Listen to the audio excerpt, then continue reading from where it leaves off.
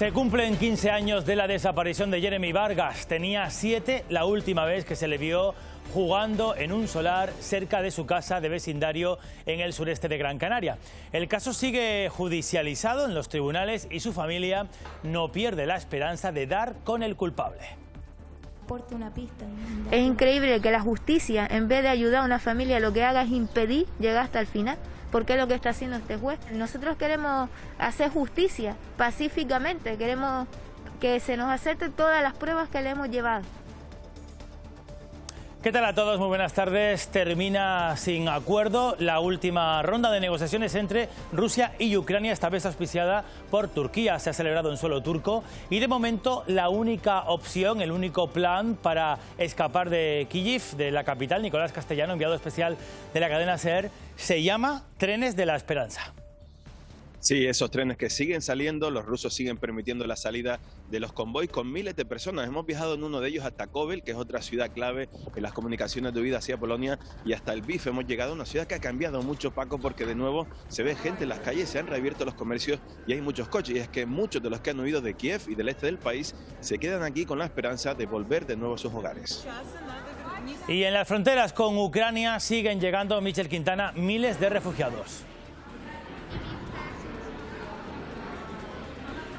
Los cálculos hablan que ya son 2 millones de personas los que han huido de Ucrania y pueden alcanzar hasta los 4 millones. De hecho, ahora mismo en Polonia circulan más de 1,5 millones de personas que huyen de Ucrania. Muchos llegan a estaciones de tren como esta en Przemyśl, a tan solo 13 kilómetros de la frontera con un país en guerra. Hoy escucharemos el testimonio de Yana Kabust, una empresaria ucraniana que se mantiene en el país, en una ciudad cercana a la capital. Nos ha contado cómo ha cambiado su vida después de que estallara la guerra. Woke up at 6 in the morning with the words that the war began, and it was not my usual alarm clock, and a nightmare began. En La Palma, en las salinas de Fuencaliente, arranca la limpieza de la sal que la ceniza del volcán tiñó completamente de negro. Unas labores que van a durar meses y en las que se perderá en el camino 340 toneladas de este producto. Para este y otros sectores, Silvia Mascareño, el Congreso ha convalidado, lo ha hecho hoy, un paquete de ayudas para La Palma. Sí, el Congreso da luz verde a ese paquete de ayudas que incluye, entre otras cosas, la prórroga de los ERTE hasta el 30 de junio, pero los grupos piden más medidas, más ágiles y sobre todo más duraderas para no generar más incertidumbre entre los afectados. Si tienen pensado tomar un barco mañana por la noche y la madrugada del sábado, bueno, van a tener mala mar, sobre todo en las costas del norte. Vicky Palma, buenas tardes. Buenas tardes. La predicción del tiempo para las próximas horas no trae novedades importantes, salvo en el estado del mar. Empeorará en las costas abiertas al norte y al oeste de las islas, al menos por unas horas, desde mañana por la tarde hasta mediodía del sábado. El oleaje llegará a alcanzar durante el viernes noche y la madrugada del sábado los 5 metros de altura en la costa norte de la isla de La Palma.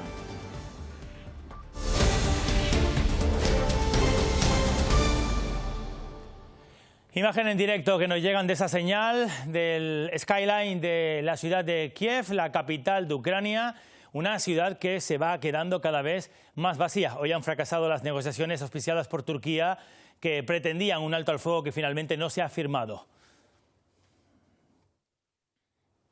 Bueno, aquí tienen, fíjense, el tremendo cráter que originó una bomba que cayó ayer en el hospital de Mariupol. Se está convirtiendo esta ciudad en un símbolo de la resistencia. Aquí tienen el contraste, 500.000 habitantes y miren el antes y el después en distintas localizaciones de esa ciudad donde ayer Rusia bombardeaba ese hospital infantil que les contamos. Por eso continúa el éxodo fuera y dentro de Ucrania. Nicolás Castellano, ¿dónde te encuentras ahora mismo? Solo primero cuéntanos la última hora. Pues Paco, nos hemos movido de Kiev unos 500 kilómetros al oeste, acompañando en uno de esos trenes a miles de refugiados que intentan dejar atrás el horror de la guerra. Este es un país hoy impactado por el bombardeo a la maternidad de Mariupol. De ahí hemos visto salir algunas personas llorando que llegaban en ese tren, decían que venían con sus hijas y que no se imaginaban que los rusos fueran a arrasar con su ciudad. Muchos que se agarran a la última esperanza de salir. El tren es de las pocas alternativas que les quedan ahora para hacerlo. Trenes hacinados con muchas historias de huida, mucha gente que confiaba en esperar en sus hogares en Kiev y en otros sitios a que la guerra parara, pero siguen los bombardeos y ellos han decidido poner tierra de por medio. Sin acuerdo sobre un alto el fuego o la apertura de un corredor humanitario en Mariupol. Así ha acabado la reunión entre los ministros de Exteriores ruso y ucraniano en Turquía. Un alto el fuego que este jueves también le han exigido a Putin el presidente Macron y el canciller Scholz. We did not make progress on this since it seems that there are other decision makers for this matter in Russia. Y precisamente así se ve Mariupol desde el aire tras 10 días de bombardeos incesantes, el último ayer sobre este hospital infantil. 3 personas han muerto tras el ataque, entre ellos un niño, según Zelensky, que hoy ha vuelto a animar a su pueblo a que siga defendiendo el país. A la Unión Europea le pide el cierre del espacio aéreo ucraniano o aviones de combate, pero lo que hoy ha recibido por parte de Estados Unidos son 2 baterías antimisiles anunciadas por la vicepresidenta Kamala Harris de visita en Polonia. Una colaboración que desde el Kremlin tachan de comportamiento peligroso. Rusia asegura haber destruido más de 3.000 objetivos militares, pero en el blanco siguen estando zonas residenciales como esta bombardeada en Lebedi este jueves. 474 personas han perdido la vida en Ucrania y más de 800 han resultado heridas, según datos de Naciones Unidas. Nos ocupamos ya de esa crisis humanitaria que genera la guerra. Las fronteras siguen siendo punto de encuentro, Michel Quintana, y el final momentáneo de la huida de muchas familias. Sí, muchas llegan a estaciones de tren como esta. En Przemyśl es el paso intermedio tras salir de Ucrania y buscar otro lugar al que ir. En este hermoso hall se mezclan miles de historias de paz y de guerra, de personas que viajan a varios puntos de Polonia o que han huido de Ucrania. Para ellos, para los que han llegado desde ese país, hay muchos servicios como este economato que vemos al fondo, en donde se les provee de todo tipo de alimentación, de productos de higiene personal, productos especialmente pensados también para los niños, o en esta mesa, donde hay desplegada un mapa en donde unos voluntarios informan de los transportes gratuitos por coche, por guaguas, incluso también por tren a distintos puntos de Polonia. Vemos a muchísima gente también con carteles ofreciendo plazas en sus coches particulares para llevar a refugiados a varios puntos de Europa. Hemos visto carteles incluso para poder ir hasta Dublín. El trabajo de esos voluntarios, el trabajo de las ONG está siendo fundamental en esta crisis por la guerra de Ucrania. Francisco y un grupo de bomberos de Alicante cargaron la furgoneta de medicinas y comida. Han llegado hasta la frontera, donde han hecho la entrega. Su gesto de solidaridad no acaba ahí. Ahora vamos a llevar gente desde el centro de acogida hasta Varsovia, 27 personas, y en Varsovia vamos a acoger a otras 27 personas que tenemos de capacidad para llevarlas a España a unas familias con las cuales ya tenemos contacto. Se estima que más de 2 millones de personas ya han salido de Ucrania, entre ellos niños junto a sus padres que están siendo ayudados por UNICEF. Blue Dot Centers. Han creado centros especiales donde atender sus necesidades, donde los niños podrán jugar y donde les ayudan a gestionar sus emociones. La llegada de refugiados a Polonia no cesa, pero para muchos solo es la casilla de partida. La ONG española Juntos por la Vida, establecida ahora en varios puntos de Ucrania y Polonia, ofrece ayuda a todo aquel que quiera venir a nuestro país. En salas como estas, dentro de una nave, les facilitan comida, contactos, transporte e incluso tarjetas de teléfono. En definitiva, todo lo necesario para comenzar una nueva vida lejos de su país de origen. Hoy hemos hablado con una ucraniana que resiste en su país. El 23 de febrero su vida cambió. Todo lo ha ido mostrando a través de sus redes sociales y hoy nos lo ha contado a Televisión Canaria. Woke up at 6 in the morning with the words that the war began. And it was not my usual alarm clock. And a nightmare began. La pesadilla de Yana ha trasladado su tranquila rutina a la de una guerra. Esta emprendedora de idiomas cerca de Kiev ha perdido su negocio y ahora solo piensa en sobrevivir. I don't care. I just care only about my life and life of my relatives and friends. Are staying in basements, in shelters, in metro. They are shelling bombs randomly. Now they are killing civilians. Air sirens are running We text each other like, "Hi, how are you? Are you alive?" Kids are in shelters, spend their time in basements. Everyone is so afraid, is so horrified, because nobody knows like who will survive. Si se le pide un mensaje para enviar al mundo, deja claro que se trata de una guerra que nos atañe a todos. Now it's between Russia and the world. Nobody knows what Putin has in his head. Will he stop here in Ukraine, or will he go further, like Hitler did? Es el trompetista canario Chano Hill, uno de los primeros evacuados de Ucrania cuando comenzó esta invasión. Su periplo se inició en la ciudad de Dnipro, a 500 kilómetros de Kyiv, donde trabajaba impartiendo talleres infantiles. Tuvo que llegar por sus propios medios a la capital y desde allí atravesar el país en coche hasta la frontera con Polonia. Realmente donde yo más peligro corro es justo cuando estoy en el aeropuerto y yo veo dos bombas pues no muy lejos. Y después prácticamente tres días que tardamos de llegar de Kiev a la frontera. Eso también fue duro porque también había muchas circunstancias en el convoy. Por ejemplo, yo me presto voluntario para conducir uno de los coches. Según la delegación del gobierno, una veintena de ucranianos permanecen en Canarias como refugiados de guerra. Cruz Roja les está atendiendo ahora mismo. Hay otras 170 personas que estaban pasando sus vacaciones con nosotros y que en breve se van a quedar sin el recurso del hotel. El delegado dice que se está trabajando para responder a sus necesidades. También se sigue muy de cerca, asegura el delegado, los intentos para poder recuperar al niño canario que se encontraba con su madre en una de las zonas de conflicto. Ahora que hay pues esos corredores humanitarios que espero que funcionen y que se respeten, pues la garantía y esperamos que él llegue a ellos, ese niño y su madre lleguen a la frontera y podamos acogerlos, ¿no? Y vuelta a nuestro país. Pues hoy en el Parlamento Canario, la Comisión Española de Ayuda al Refugiado ha aplaudido que la Unión Europea haya recogido a tantos refugiados. Lo califica como una empatía selectiva porque dice que no ha ocurrido lo mismo con otros conflictos en el mundo. En 2001, a raíz de la guerra de los Balcanes, la Unión Europea aprobó una directiva para la protección temporal de los refugiados, un mecanismo que garantiza el permiso de residencia hasta 3 años para trabajar y acceder a los servicios públicos. Ahora, por primera vez en la historia, se ha activado. Perfectamente se puede haber aplicado con el conflicto en Siria, que todavía se mantiene, que parece que ya no existe, y Afganistán también sigue existiendo, conflictos olvidados porque la actualidad, desgraciadamente, eclipsa lo anterior.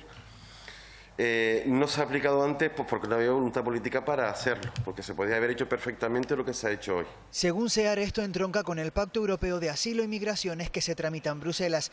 Critican que la solidaridad voluntaria, que con Ucrania sí ha funcionado pero no con otros tantos, siga teniendo peso. Es un pacto lesivo.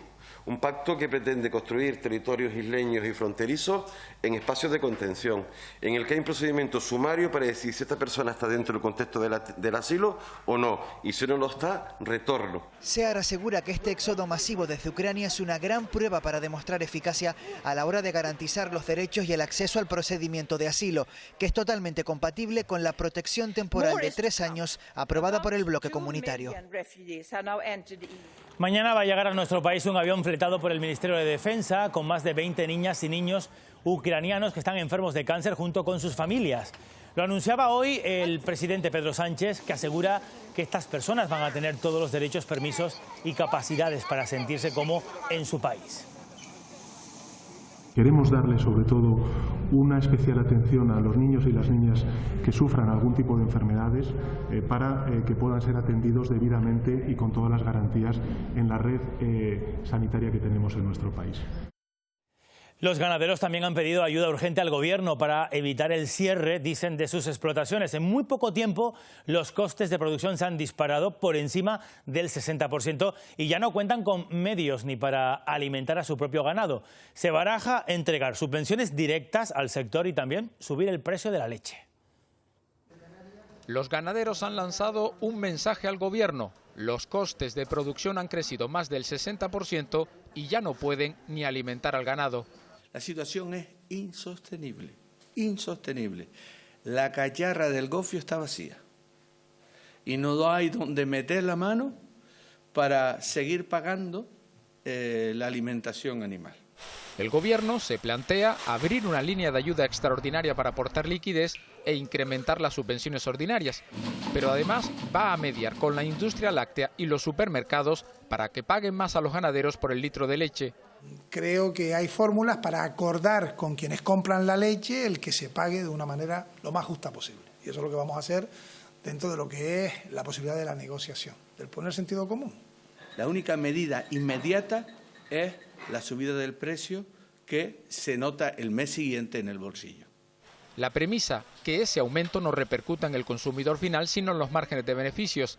El sector advierte, si las medidas no llegan, en semanas comenzarían a sacrificar cabezas de ganado. La Plataforma Canaria por la Paz dice que es la OTAN el origen de este conflicto, de esta guerra, y reivindica la neutralidad militar de España. Lo que queremos es la disolución de la OTAN, que no haya esta alianza, la principal amenaza de la paz en el mundo, y nada más. Nos parece que ninguna alternativa desde la OTAN, ninguna alternativa desde el militarismo, ninguna alternativa desde los ejércitos defiende la paz. Si hacemos memoria, hace 30 años se hablaba de otra guerra distinta, la de los Balcanes. Muchas personas tuvieron que huir también de aquel horror de las bombas que caían sobre Bosnia y se refugiaron con nosotros aquí en Canarias. Hoy hemos conocido a varias mujeres que llegaron siendo unas niñas. Mirabas hacia el horizonte y veías cómo estaban quemando pueblos, o sea, quemando pueblos, casas enteras, o sea, de las cuales estaba la nuestra. Alma tenía 11 años cuando estalló la guerra de los Balcanes. Con su madre y sus hermanos huyó de Bosnia para no ser asesinada. Correr, pasando las balas y íbamos de un sitio para otro. No había, no había destino fijo. El terror de la guerra le arrebató un hogar, amigos y familiares, entre ellos a su padre. Mi padre desapareció en un principio porque ellos venían con los camiones y se llevaban a todos los chicos que eran mayores de 15 años. Decían, todos los chicos que son mayores de 15 años pónganse en fila. Tardaron 7 meses hasta llegar a Croacia.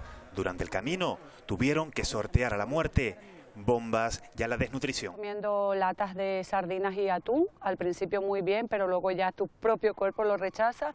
Entonces, ¿qué hacíamos nosotros en Croacia? Pues acumulábamos todo lo de la semana y íbamos a los mercadillos a cambiarlo por arroz, por pan.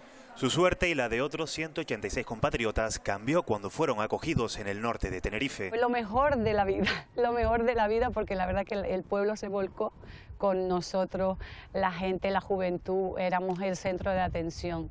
Hoy, para no revivir viejos fantasmas, prefiere no ver la atrocidad que llega de Ucrania. Yo no miro las noticias, porque te hace todo lo que tú ves por ahí por la tele, es todo lo que yo pasé en mi propia carne. Una historia cargada de dolor que a pesar de los años no cicatriza. Las mujeres y niñas refugiadas son las personas más vulnerables en cada guerra y en cada desplazamiento. Hoy en delegación del Gobierno, expertas de organizaciones internacionales como ACNUR, junto a responsables locales, han analizado el papel de las desplazadas. Han hecho hincapié en la situación que se vive aquí en Canarias con las migrantes que llegan en patera. Sabemos y conocemos que las situaciones que viven de agresiones sexuales son, pues están ahí, son una realidad y desde luego tenemos que abordarla. Lo que se necesita es, ante todo, coordinación, ante todo entender, estamos hablando de violencias de género y que la violencia de género hoy en día está decretada además como un servicio esencial.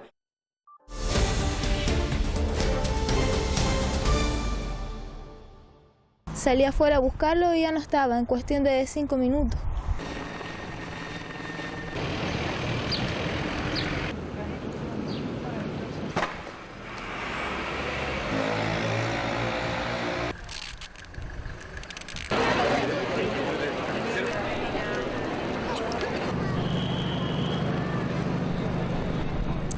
Todavía están en la memoria imágenes como estas. Hoy, 10 de marzo, se cumplen 15 años desde que desapareció este niño, Jeremy Vargas, en el municipio gran canario de Santa Lucía de Tirajana, en vecindario. Tenía tan solo 7 años. El año pasado se reabrió el caso. La lucha de su familia continúa en los tribunales. La última vez que Itaiza vio a su hijo fue en este solar. Salí afuera a buscarlo y ya no estaba, en cuestión de 5 minutos. Y creo que se lo llevaron por la calle de atrás, porque por delante estaba mi hermana y estábamos todos nosotros. La Guardia Civil empezó en ese momento una búsqueda que aún hoy continúa. Se investigaron a cientos de perfiles de pederastas dentro y fuera del archipiélago, incluso a 3 escoceses que estaban en ese momento en la isla. Fue ya pasados los primeros 5 años cuando se mencionó la existencia de un sospechoso. Sobre ellos y sobre los objetivos que nosotros, a través de otra línea de investigación, estábamos desarrollando, intentábamos casar la oportunidad en tiempo y espacio de que ese Opel Corsa hubiera sido utilizado por ese sospechoso nuestro en esos momentos de la desaparición. Además del Opel Corsa, aparece en escena un Renault 5 y la familia sigue sin perder la esperanza. Tenemos una cantidad generosa que hemos decidido entre todos gratificar a la persona que aporte una pista, un dato, una pista. En 2016 aparece el nombre de Antonio Ojeda el Rubio como investigado en el caso tras abusar de otro menor en Doctoral, pero un año más tarde se cierra el caso por falta de indicios. Yo no sé nada de Jeremy, señora. Yo no sé nada. Hace 6 meses el juzgado de San Bartolomé de Tirajana aceptó la petición de la familia de reabrir el caso. Ahora esperan que se acepte el recurso y que se pueda celebrar un juicio este mismo año. 15 años después de la desaparición de Jeremy Vargas, el caso fue reabierto por el juez, pero según el abogado y la propia familia, no está admitiendo pruebas determinantes. Queremos que se nos acepten todas las pruebas que le hemos llevado y no que nos busquen fallo a cada una de ellas, porque son bastantes. Pendiente de que el juez me diga si me admite o no el recurso que hemos hecho, para en todo caso pensarme si vuelvo a presentar una recusación contra el juez, que yo creo que no puede seguir investigando. Piden pruebas como las testificales de los compañeros de prisión de Antonio Ojeda el Rubio, que habrían confirmado a la Guardia Civil una confesión del propio sospechoso. Le dimos algo para dormirle y se nos fue de las manos. Es decir, lo que alguien llamaría homicidio imprudente, que es mentira, sino que es un asesinato alevoso. Es solo un fragmento de la entrevista que el abogado concedió a Televisión Canaria y que verá más ampliada en el reportaje que este sábado se emite a las 20 horas. 15 años de una desaparición que ha dejado una herida sin cerrar. Está bajo el tema judicial y en ese marco se desenvuelve, ¿no?, el futuro de ese caso. Un futuro incierto y que se debate entre 2 escenarios: que se formule una acusación contra el único sospechoso de la desaparición y muerte de Jeremy, o que, como ya ocurriera en el pasado, el caso sea de nuevo archivado. Bueno, vamos con más cosas, porque si compraron ustedes un coche entre 2006 y 2013, sepan que todavía están a tiempo de poder reclamar lo que se conoce como el cártel de los coches.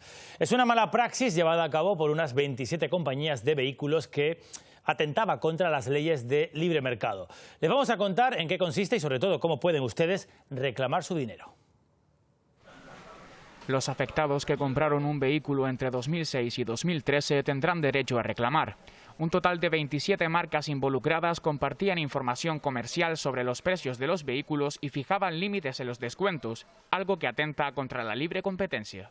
Pues no compartimos en absoluto este tipo de comportamientos, ¿no? Pensamos que las actividades colusorias o las prácticas concertadas perjudican fundamentalmente al consumidor, pero también de manera muy notable a las marcas y sobre todo a aquellas que actúan conforme a la legalidad vigente. Los consumidores tienen hasta el 31 de marzo para reclamar una compensación económica que ronda los 3.000 euros. A medida que el coste del coche ha sido mayor cantidad de devolver. Siempre vamos a estar en una cantidad en torno al 10-20% del precio de compra de ese coche. Para poder reclamar la indemnización, los afectados tendrán que presentar la ficha técnica del vehículo, permiso de circulación y una factura o contrato que acredite el precio pagado. Mañana agitada la que hemos visto en el Congreso de los Diputados en Madrid, porque hoy se votaban algunas iniciativas importantes para las que el Gobierno no tenía los apoyos garantizados hasta el último minuto.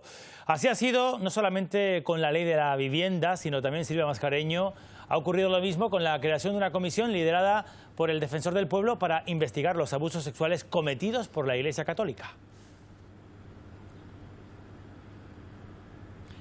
Sí, una mañana de infarto para el Gobierno que finalmente ha superado, pero por los pelos. Primero, como decías, para esa creación de una comisión independiente liderada por el Defensor del Pueblo. Será el órgano encargado de investigar los abusos sexuales cometidos por la Iglesia española. No solamente lo ha apoyado el Partido Socialista y el PNV, que eran los que promovían la iniciativa, también Podemos, Esquerra, Bildu e incluso el Partido Popular. Solo Vox se ha opuesto. Pero sin duda la negociación más complicada ha sido para seguir tramitando la ley de vivienda. El Gobierno ha negociado hasta el último minuto con Esquerra para seguir tramitando el que es uno de los proyectos estrella de la legislatura.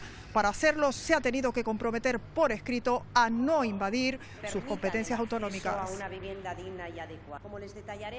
Hemos conformado un texto con solvencia jurídica y lo queremos reforzar con las aportaciones de todos, respetando la Constitución y sin que suponga ninguna vulneración de sus artículos ni de las competencias, insisto, de las comunidades autónomas y ayuntamientos.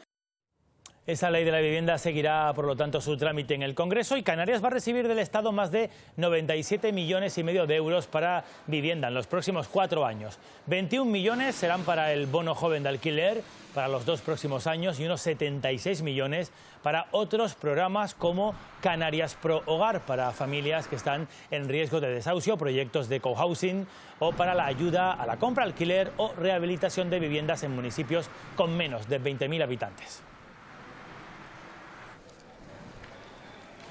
Los vecinos de las 90 y 91 viviendas de Puerto del Rosario en Fuerteventura han llevado a la Fiscalía las obras de canalización que pretenden incorporar tuberías de gas y también productos petrolíferos bajo sus viviendas.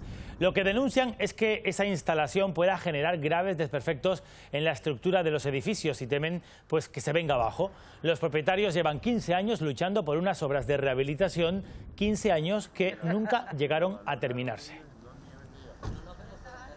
Por donde va a pasar ahora hay una peligrosidad, que es por la parte que el ayuntamiento tenía que haber apoyado a los vecinos. La peligrosidad que conlleva picar en este suelo y que se pueda caer nuestras casas. Que sea el juez el que determine si esto sigue para adelante o no sigue para adelante. Nosotros ya hemos hecho todo lo que hemos podido. Más de 10.000 familias se van a beneficiar de la Prestación Canaria de Inserción, la PSI. Es la cifra más alta desde que se implantó esta ayuda. El Gobierno canario dice que ha realizado 4 modificaciones en la herramienta con la que trabaja para que esta PSI llegue a más cantidad de personas. Han permitido aumentar las cuantías de la prestación y que aquellos beneficiarios que a los 2 años quedaban fuera de ese derecho, ahora no sea de esa manera, sino que mientras las personas sigan estando en una situación de pobreza o de vulnerabilidad, pues seguirán teniendo este derecho y estando bajo el paraguas de la Prestación Canaria de Inserción. En la agenda política esta mañana el Partido Popular de Castilla y León ha anunciado que va a pactar finalmente con Vox un acuerdo de legislatura. Ese acuerdo hará presidente a Mañueco, Popular, a cambio de la mesa del Parlamento y de varios asientos en el Consejo de Gobierno leonés que serían para Vox. Desde Canarias, el socialista Ángel Víctor Torres ha rechazado este tipo de alianzas. Se nos hace muy difícil para nosotros entender que ese nuevo Partido Popular centrado empiece a las primeras de cambio pactando con la ultraderecha, que en otros países de Europa son arrinconados. Y me preocupa, ¿no? Porque, como he dicho, no vale cualquier cosa para alcanzar el poder. Estábamos en el Pleno del Congreso de los Diputados antes, un pleno donde ha estado muy presente este acuerdo en el Gobierno de Castilla y León, en el futuro Gobierno, pacto entre PP y Vox, y un Congreso donde, por cierto, hoy se ha convalidado un Real Decreto, volvemos a Madrid, Silvia, para ayudas a La Palma. Los grupos sí que han pedido que las ayudas sean más estables en el tiempo, pensando sobre todo, Silvia, en los ERTE. Sí, porque los grupos están de acuerdo con esas medidas aprobadas por el Gobierno y convalidadas hoy por el Congreso. Son ayudas autónomas, un plan de vigilancia sísmica y también la prórroga de los denominados ERTEs volcánicos hasta el 30 de junio. Pero precisamente en ese punto hay dudas porque creen que esa fecha se va a quedar corta y sobre todo que las prórrogas tendrían que ser más duraderas para no generar más incertidumbre entre trabajadores y empresas afectadas. El Gobierno recuerda que Sánchez ha reiterado muchas veces que habrá ayudas hasta que sea necesario. Luz verde del Congreso al paquete de medidas para La Palma. Incluye ayudas a autónomos, la prórroga de los ERTE y un plan nacional de vigilancia sísmica. Nos comprometimos con La Palma y no abandonar políticas públicas allí en la isla de La Palma hasta que los últimos proyectos de vida afectados por el volcán se recuperaran, y así lo estamos haciendo. Pero los grupos reclaman ampliarlas y prorrogar los ERTE más allá del 30 de junio. Mucho me temo que el 30 de junio es una fecha insuficiente, señor ministro. Estoy seguro que eso se podrá corregir. ¿Usted se cree que hay alguien que quiera estar en ERTE por gusto o una empresa que tenga que pagar su parte del ERTE por gusto? Ustedes se empeñan en prorrogar los ERTE y las prestaciones por cese para los trabajadores autónomos a poquitos. El PSOE asegura que habrá más. Estos somos conocedores que obviamente no acaba ni aquí ni hoy. Los partidos piden que las indemnizaciones se adapten a la nueva escalada de precios provocada por la guerra. La ceniza que expulsó de forma masiva el volcán altera todavía la vida tanto en el entorno más cercano como en zonas más alejadas. Es el caso de estas salinas que ven de Fuencaliente, donde la sal que se obtiene siempre ha mantenido un color blanco cristalino. El material generado por la erupción llegó hasta ese punto en el sur de la isla y lo tiñó todo de negro. Hasta el mes de junio se va a repetir esta labor que están viendo, limpieza de la sal, que permita volver a esta instalación a la normalidad. Como si fuera una zafra normal, habitual de recolección, utilizamos la rastrillo y raspadera y los salineros pues van recolectando, arrimando la sal hacia lo que llamamos talud balache, y una vez pues digamos que en el talud balache con carretillas y palas manuales la llevaremos hacia el exterior. Este fin de semana, por cierto, los servicios informativos de esta casa van a hacer un especial seguimiento en La Palma de la conferencia de presidentes que se celebra el domingo en la Isla Bonita. Estaremos desde el sábado con programación especial, incluida una entrevista en directo a Pedro Sánchez, al presidente del Gobierno de España. En La Palma vamos a seguir porque vuelve el agua de abasto a las zonas ocupadas por las coladas. Las balsas superan ahora mismo el 50% de su capacidad.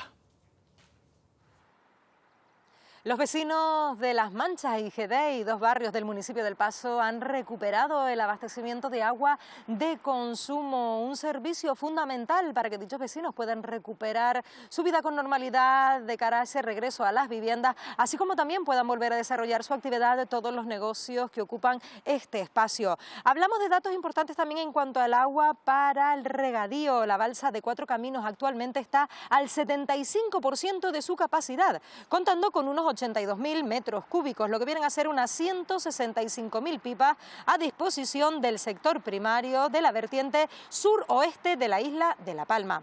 Con estas aportaciones a la balsa, desde el Consejo Insular de Agua se cubren las necesidades hídricas de la zona de influencia de la balsa de Cuatro Caminos, dotando de riego también a las Manchas de abajo y a la zona conocida como el Manchón.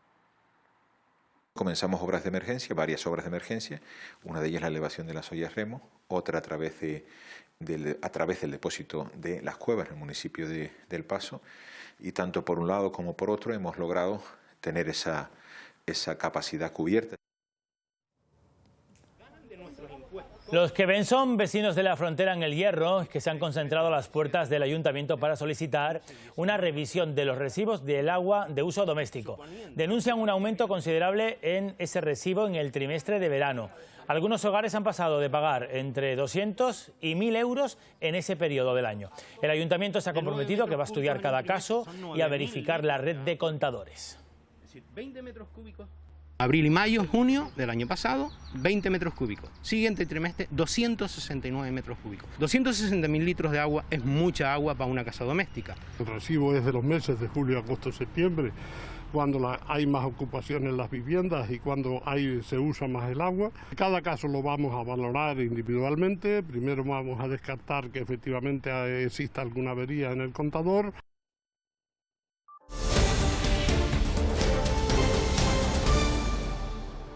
Prisión provisional y sin fianza para el presunto autor de una violación a una niña de 4 años. Ocurrió en diciembre en un centro de acogida de migrantes de Cruz Roja. La menor residía allí con su madre y su hermana. Fue un testigo, también menor de edad, quien le contó lo ocurrido a una de las trabajadoras del centro. El acusado tiene 35 años y también residente en el centro. Se podría enfrentar a más de 15 años de cárcel.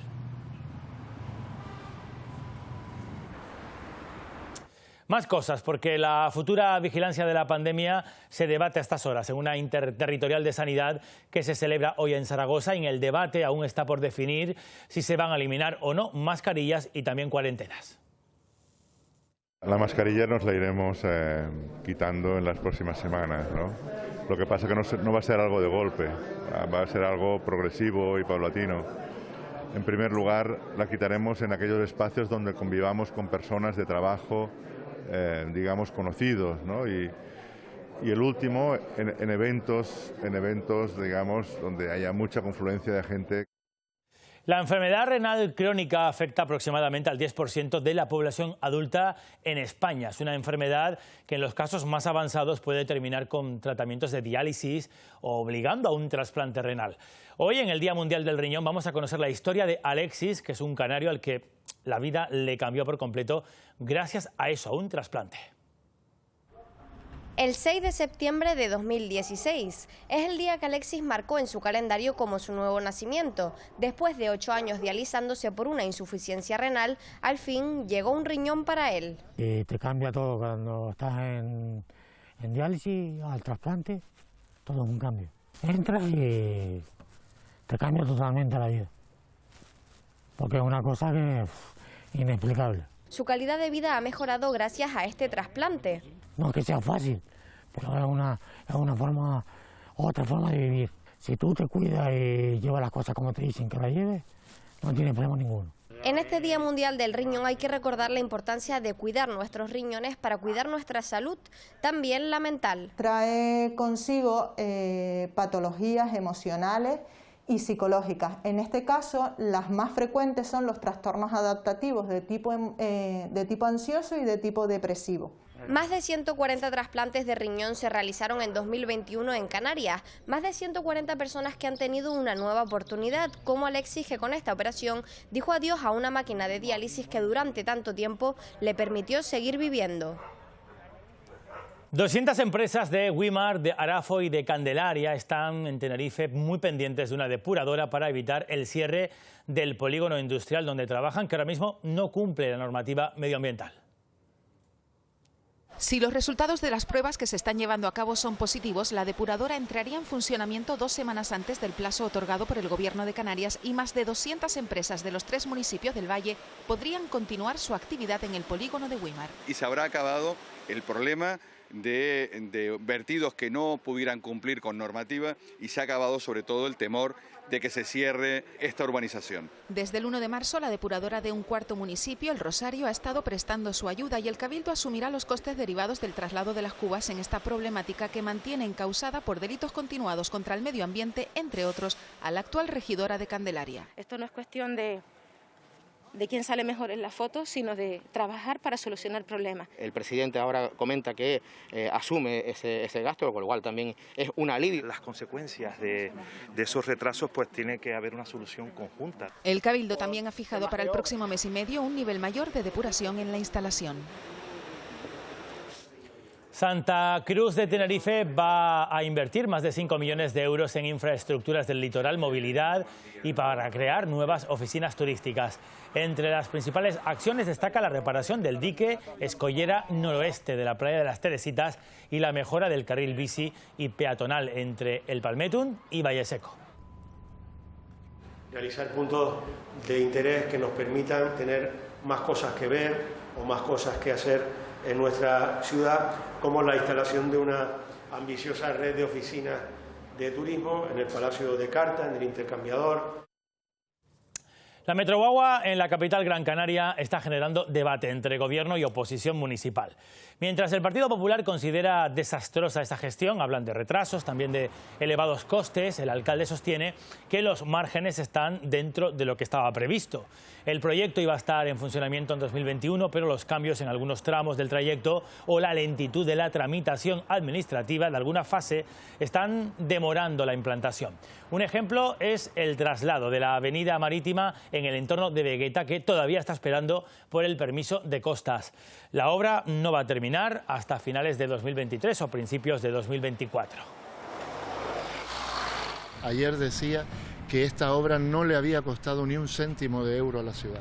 Eso es mentira. los 50 millones de euros que pone el Banco Europeo son financiación que tiene que pagar esta ciudad. Dijeron que iba a costar 100 millones y ya vamos por 151 millones de dinero público, todo de dinero público. Le pedimos que se encargue una auditoría externa con carácter urgente para revisar todos los costes económicos de lo que se ha hecho. Las inversiones que además no le han costado a los ciudadanos, no han tenido coste alguno a los ciudadanos, porque hemos conseguido recursos del exterior para poderlo realizar, están transformando por completo la ciudad.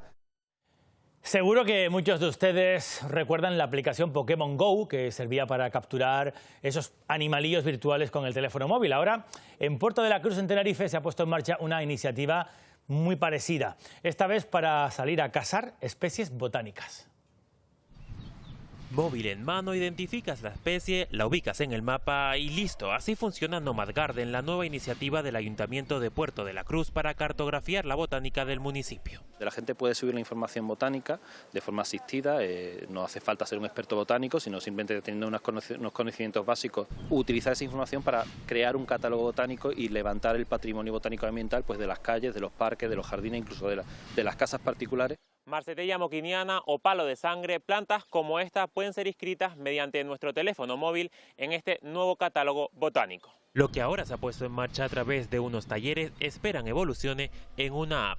A modo del Pokémon Go tan famoso y tan internacional, pero a través de la educación, a través del valor botánico que tiene esta ciudad, que realmente es una ciudad jardín. Y que servirá de atractivo para residentes y visitantes. Ya sean los que les interesa más la botánica, quieren trabajar simplemente en el tema de la catalogación y demostrar el inventario, o gente que quiera jugar en la versión gamificada, pues pueda acceder a esa información y jugar con ella.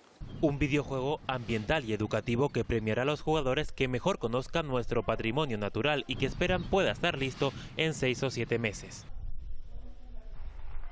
El Parque Nacional de Garjonay renueva su adhesión a la Carta Europea de Turismo Sostenible. Esta mañana se han presentado los resultados del último plan de acción en Valle Gran Rey. Para el periodo 2018-2022 se marcaron 7 objetivos estratégicos repartidos en 224 acciones, entre ellas la utilización de energías renovables, la gestión adecuada de los residuos, el fomento del transporte sostenible o la mejora de la información turística. En el próximo mes de abril comenzarán las reuniones para establecer los objetivos a cumplir para este nuevo plan de acción de 2023-2027 que perseguirá situar a La Gomera como un destino de referencia para el turismo sostenible. Desde el 2008 que empezamos y hasta el 2022 son 463 acciones. Nos queda la satisfacción de que el 78% de todas estas acciones son de continuidad, es decir, que van a seguir teniendo su desarrollo y su incidencia en La Gomera. El sector turístico es un sector transversal donde intervienen muchísimos actores. Y es muy importante para el Parque Nacional trabajar de forma cooperativa, de forma asociada, trabajar, digamos, remando en la misma dirección con todo el sector hacia la sostenibilidad. La Feria Europea del Queso se celebra en Gran Canaria, vuelve a ser presencial. La Villa de Teror será durante todo el fin de semana sede de esa 5ª edición. 35 queserías de Canarias, de la península, Francia y también de Portugal van a ser protagonistas de una de las citas gastronómicas más importantes en la comarca norte. Va a servir también para dinamizar un sector que atraviesa un momento delicado después de 2 años de pandemia y se logrará fomentar el consumo de productos kilómetro cero.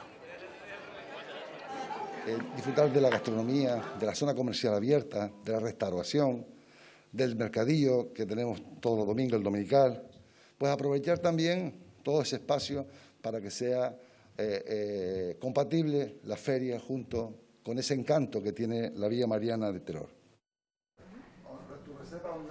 Y a esa Feria del Queso podrán ustedes llegar en guagua porque Global refuerza las líneas que llegan a Teror durante todo el fin de semana. Cuando se llene una guagua que saldrá de la estación central, saldrá otra destino a la Villa Mariana. De esta manera se anima a los asistentes a desplazarse en transporte público. Eso sí, este año no habrá billetes especiales y el precio será el habitual que cobra Global.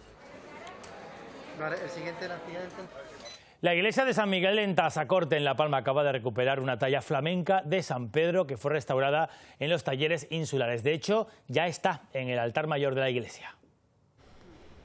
Durante años estuvo alejada del culto, deteriorada y con su forma original transformada. en el siglo XIX se le hace una intervención importante porque lo transforman de San Pedro apóstol a San Pedro papa. Los daños que presentaban nos hacían dudar de que fuera una pieza flamenca tal y como constaban los archivos. Pero fue a través de la eliminación de todos aquellos añadidos y de los análisis que se pudieron hacer después, sobre todo al soporte, que la identificamos ya con madera de roble. Localizada casi por casualidad. Yo vine acompañada de Jesús Pérez Morera, y Jesús Pérez Morera, nada más que verla, que prácticamente lo que se le veía era el rostro, afirmaba rotundamente que era flamenca. Se recupera una pieza que fue de la devoción de este pueblo. Me parece a mí y que pueda volver a estar al culto, me parece a mí que es un gran valor para el pueblo y será también un estímulo. A partir de ahora, la talla del siglo XVI y de 90 centímetros de altura lucirá en el altar principal. Y sobre todo la categoría, por decir, el nivel de la talla, que ignorábamos nosotros y todo el pueblo, que esta talla tuviera ese valor tan grande y que fuera tan antigua. Creo que todos los palmeros y palmeras tenemos que estar orgullosas de este taller de restauración que tiene el Cabildo de La Palma, con estas restauradoras, que además está muy reconocido a nivel de toda Canarias. Recupera citas a corte, una talla valiosísima. Talla religiosa, y también en Lanzarote lo que se ha inaugurado es la escultura Pescador con Marlín, una apuesta cultural y paisajística que rinde tributo al mar. Está basada en Gregorio Fuentes, un pescador nacido en el charco de San Ginés que llegó a inspirar 3 novelas del novel Ernest Hemingway. Una pieza única, elaborada sin moldes, de estilo impresionista, que luce desde hoy, como están viendo, en la capital lanzaroteña. Es a través de un personaje de nuestra historia común, cuya vida fue tan similar a la de tantos hombres de Canarias, de Arrecife, acostumbrados a no dar la espalda al mar, como Gregorio Fuentes. La escena representa el encuentro del pescador con una pieza, con un pez tan grande como para medirle y ponerle al límite de sus fuerzas, ¿no?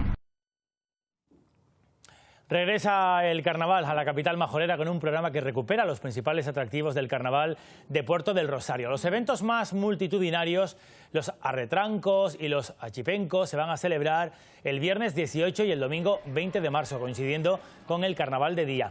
Casi 2 años después vuelven al mar y a las calles de la capital de Fuerteventura esos artilugios, los más originales. El intermitente en la rotonda. Volvemos a un formato más tradicional o más reconocible pre-pandemia de lo que estábamos acostumbrados en estos años, ¿no? Yo creo que es necesario, tanto desde el punto de vista físico como también de salud mental, que vayamos retomando poco a poco todas aquellas costumbres pre-pandemia o todas aquellas festividades.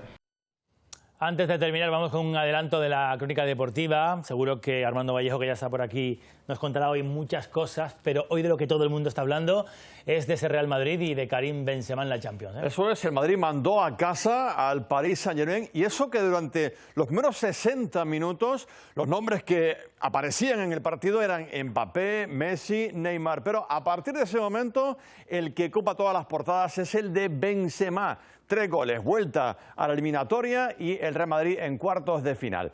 Y en fútbol, si lo que hay es mucho partido, mucha sorpresa, lo que falta justamente en los últimos años en la Fórmula 1 es eso, es muy previsible y no hay emoción. Bueno, este año quizá pueda solucionarse, entre otras cosas, gracias al aire, a la aerodinámica. ¿En qué va a influir?